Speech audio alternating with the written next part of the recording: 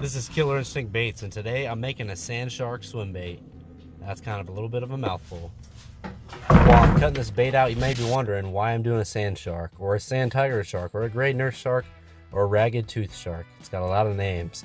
But the reason I chose this shark to make a swim bait is because I thought it got a pretty cool shape to it, and they've kind of got like this orange, yellow, brown color scheme, and it's kind of different from your typical gray shark. So we're doing something a little different today.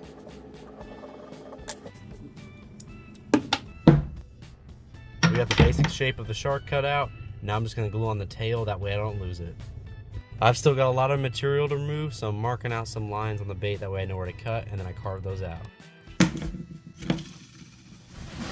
Using the Dremel and some of the sketches from earlier, we're going to get a really clean lateral line along the side of this shark. And of course, I use a little bit of sandpaper to clean that up. Our shark's already taken shape and starting to look real spiffy. Next thing I had to do was kind of smooth everything else out, and I'll save you the details. I did a lot of sanding and more sanding. Using some Lexi polycarbonate and my handy bandsaw, we'll quickly cut out some fins for our shark.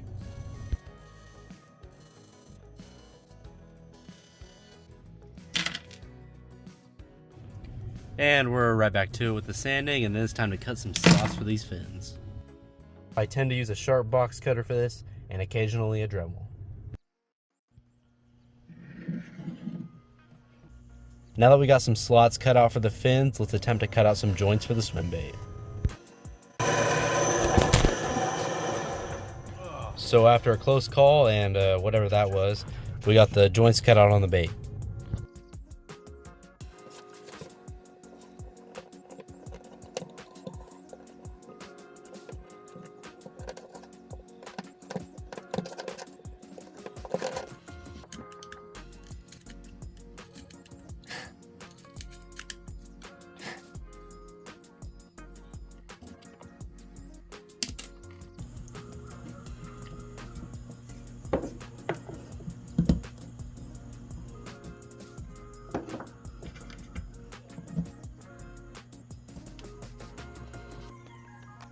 After I attached the fins, I quickly carved out some gills before I forgot about them.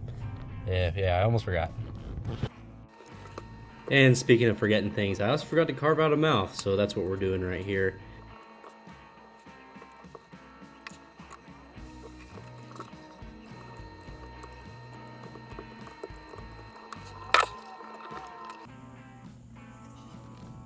Then I just make sure these fins fit real quick.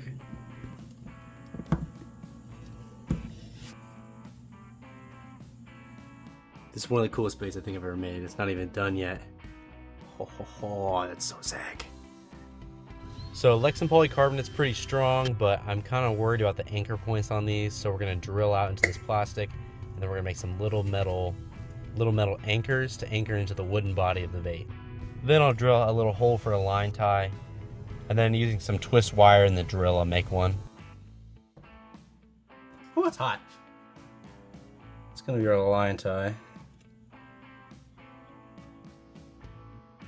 I'm recording this part in case I cut my hand off.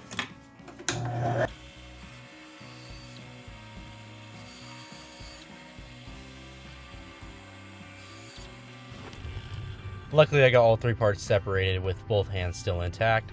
And then using some holes I drilled previously in the bottom of the bait, we're gonna melt some lead.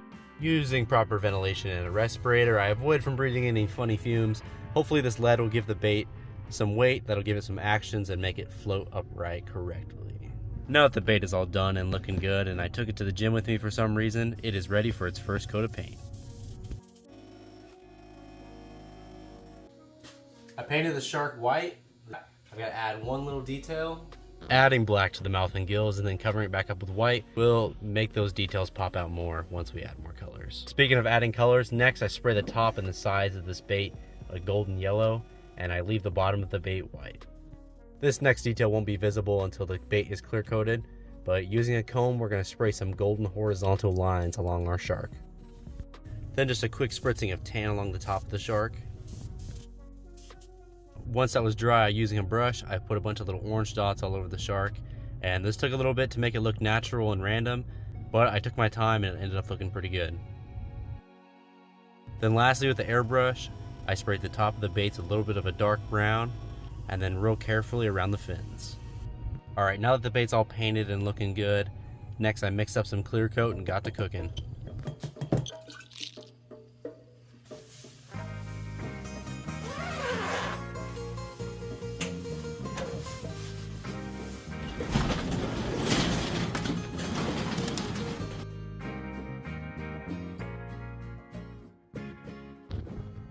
Oh, and I forgot to mention, I cut some lure eyes in half and glued them on there before I clear coated it. Well, all I gotta do now is wait for the clear coat to dry and then on to the beauty shots.